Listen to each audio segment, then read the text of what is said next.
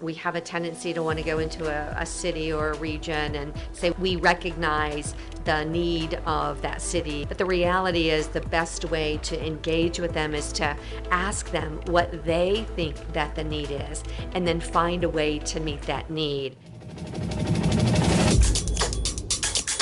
Começa agora Empreendedores com Propósito, criando futuros com significado. Começa agora mais um episódio de Empreendedores com Propósito e no programa de hoje é uma honra receber Kimberly Thomas. Ela é CEO da Lead Global 360. Kimberly, welcome. Thank you. Thank you for having me today. It's an honor. And I'd like to start asking about leadership. How do you see the need for leadership today in Brazil and the US? I think that leadership, from our perspective, starts at the top. So whether it's an organization, whether it's government, whether it is a family, whatever that sphere of society is, godly leadership is paramount in order to set the right foundation, in order to set the right values, in order to set the right structure. And once that's been set from a leadership standpoint, then we can look at positive, fruitful, godly outcomes. And how is the activity of Lead Global 360 nowadays? It's very good. So Lead Global 360 was devised and organized for successful business entrepreneurs in America that are associated with ICAL, International Coalition of Apostolic Leaders, that we would have the opportunity to meet with and to teach and equip people from around the globe. So we go in with other apostolic leaders worldwide that have a heart and an understanding about marketplace people and the impact that they can have on society. And I'd like to hear a little bit about your pathway to leadership. I know you've been involved with government, also with business franchising. How was that pathway? Well, it's been a long journey. It's been about 40 years. I've been in some sort of management or leadership since my early 20s, but it's been a pathway that the Lord has directed. And so it was management of retail, it was working in real estate, it was working in pharmaceutical sales to hospitals in Saudi Arabia, it was working in retail real estate development. I started my own consulting firm, working with organizations, profit and nonprofit, that wanted to bring in godly values, learn how to leverage their current assets, do wealth building strategies and long-term development strategies. So even though the industry might be different, the application is the same. It's been a journey, and I joke sometimes that it's been a Joseph journey. There have been the things that the Lord gives us a vision for our journey, and then we go into the pit, and then we go into Potiphar's house, but he gives us the dream for that journey. But at some stage of that journey, towards the end, we will do as Joseph did, and that was to have an influence with the leaders of nations and the leaders of people of influence. And so it's been a long journey, but it has the opportunity to be able to have an impact in both the church and the marketplace. And I don't really bifurcate the two, because when we have Jesus within us, wherever we go, we carry the kingdom with us. It's amazing to listen about your trajectory. And here's the question: who were your main inspirational mentors along the way? There are two answers to that question. I really didn't have a mentor growing up in teaching and leadership, but I really relied on the principles of the Word to do that, because Jesus was really the best leader and the best mentor and the best coach. And so I followed those principles. And so if I had to pick one in my earlier years and trajectory and journey, it would be that the Word was the best mentor for me. But then as I got older, and so over the last probably 5 or 6 years, I've come to know Apostle John Kelly, who is the head of ICAL, International Coalition of Apostolic Leaders, and he has been a great father and mentor and coach, and he's really been the one to push me out of my comfort zone. I'm very comfortable doing business and running companies and starting new businesses and being the decision maker and things like that. But he's the one that's really pushed me and said, you really need to get out and speak and be engaged in a way that gives me an opportunity to share my journey, share my experiences, share what the Lord has done, and share the truths of the Lord with other people. So I would say that he's been my greatest cheerleader and fan and mentor. How can we advise pastors about communicate to business leaders to work together God's vision for the territory? That's a really good question. I think the first step of that is for the pastors to do some introspection and figure out what they believe and do they believe what they say they believe, and that is that God has created each and every one of us as individuals and given each and every one of us different gift sets and opportunities and callings. And by looking at that, I think it helps us recognize that there's still some leaders that believe that being a pastor or a vocational minister is a higher calling than being a business person.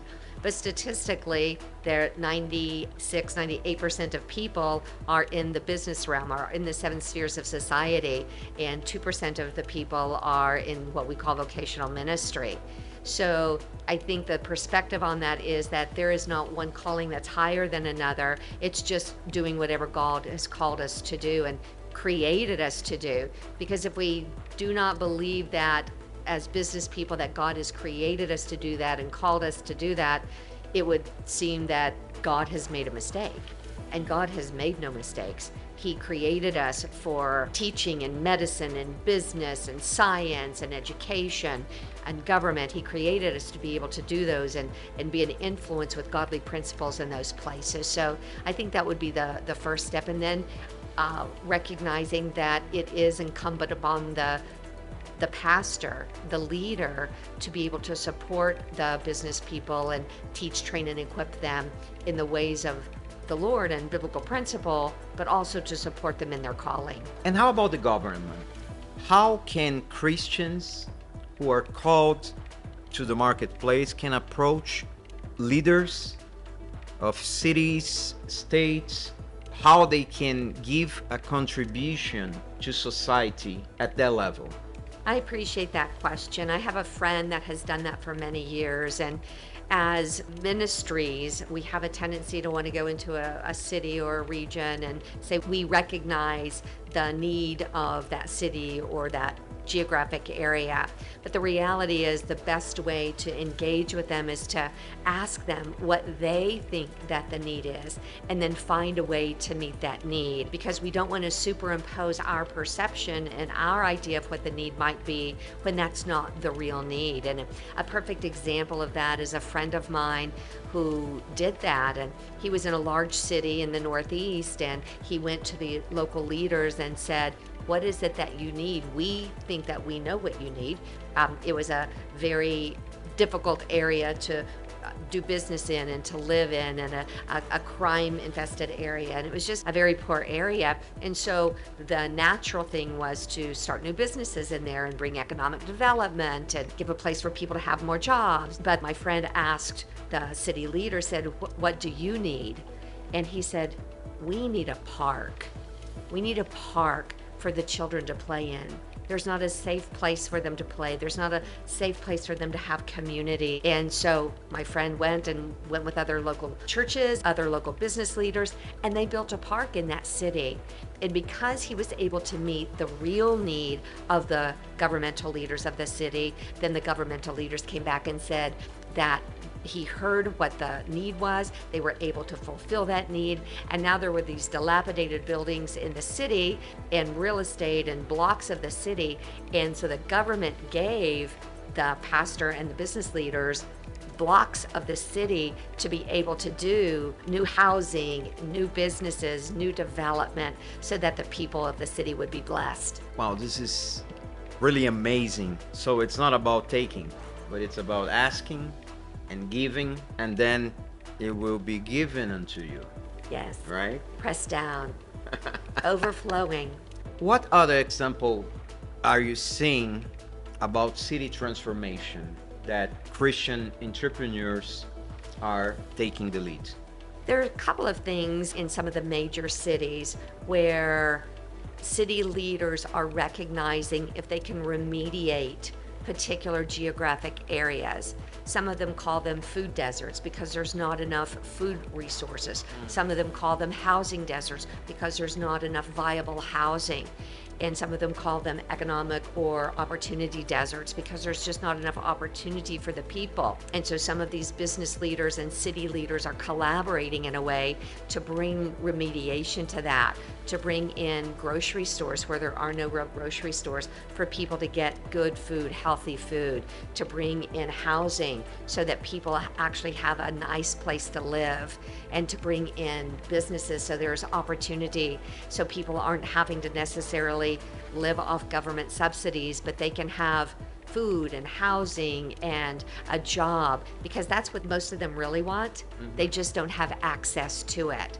And so these collaborations, these public-private partnerships give opportunity to bring those into a city and to remediate areas with great opportunity for the citizens. We are coming to an end, but before, I would like for you to look to the camera and give a word of encouragement to the audience. Thank you. I think I would like to encourage you today by letting you recognize that God has created you for something special. He's created each and every one of us in His image to do something in the kingdom for kingdom advancement. So if you're called to be a business person, I encourage you to seek the Lord and recognize that that is a valuable calling. So whether you own your own business as an entrepreneur, whether you work for somebody else, whether you're head of a corporation, every one of those roles and responsibilities is important and valuable in society. And so to recognize that and receive the value that God has for you as a person, for your calling, and for you for your business. So I would encourage you to continue to seek the Lord on that and recognize the value that is inherent in you because God has created you. Thank you so much. And thank you for watching. Obrigado por assistir esse episódio e te aguardo no próximo episódio de Empreendedores com Propósito. Até mais. Empreendedores com Propósito, criando futuros com significado.